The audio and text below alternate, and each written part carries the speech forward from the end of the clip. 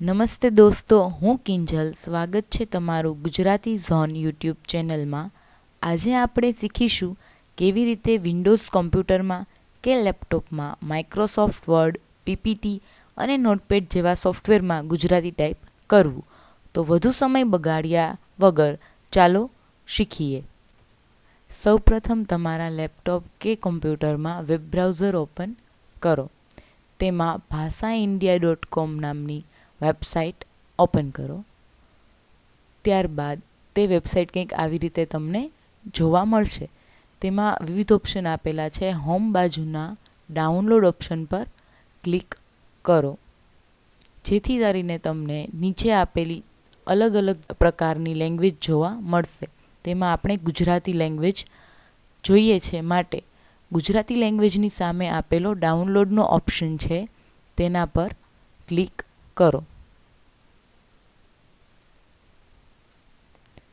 ત્યારબાદ હવે નીચે તમને ગુજરાતી.exe નામની ફાઇલ ડાઉનલોડ થતી દેખાશે.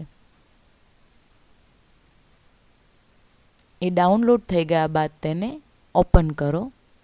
હવે તમને આ ડાયલોગ બોક્સ જોવા મળશે, જેમાં બે ઓપ્શન છે. એક છે માઇક્રોસોફ્ટ લેંગ્વેજની અપડેટ્સ માટેનું છે અને એક હેલ્પ છે, જેના પર ક્લિક કરવું જરૂરી નથી, માટે નેક્સ્ટ. હવે આ એનું જે લાઇસન્સ એગ્રીમેન્ટ છે તેના પર ક્લિક કરીને આપણે ઇન્સ્ટોલેશનની પ્રક્રિયા આગળ કરશું. ઇન્સ્ટોલ કરો. ત્યારબાદ હવે ઇન્ડિક લેંગ્વેજ ઇનપુટ ટૂલ છે તે ઇન્સ્ટોલ થઈ ગયું છે. હવે ક્લોઝ બટન પર ક્લિક કરો. હવે આપણે જોઈશું કે ગુજરાતીમાં કેવી રીતે ટાઈપ કરી શકાય તેના માટેનું એક ડેમો અહીંયા મેં આપેલો છે. વર્ડ ડોક્યુમેન્ટ ઓપન કરશો. હવે આપણે તેમાં ટાઈપ કરતા શીખીશું. તો મિત્રો, હવે તમે નીચે ટાસ્ક બારમાં જ્યાં ઈએનજી લખેલું છે ત્યાં ગુજરાતીનો પણ હવે ઓપ્શન આવશે, જ્યાંથી તમે અંગ્રેજી તેમજ ગુજરાતી બંને ભાષા અલ્ટરનેટ લઈ શકો છો. હવે તેમાં આપણે ગુજરાતી સિલેક્ટ કરી લીધું છે, તો આ રીતે તમે ગુજરાતી ટાઈપ કરી શકો છો.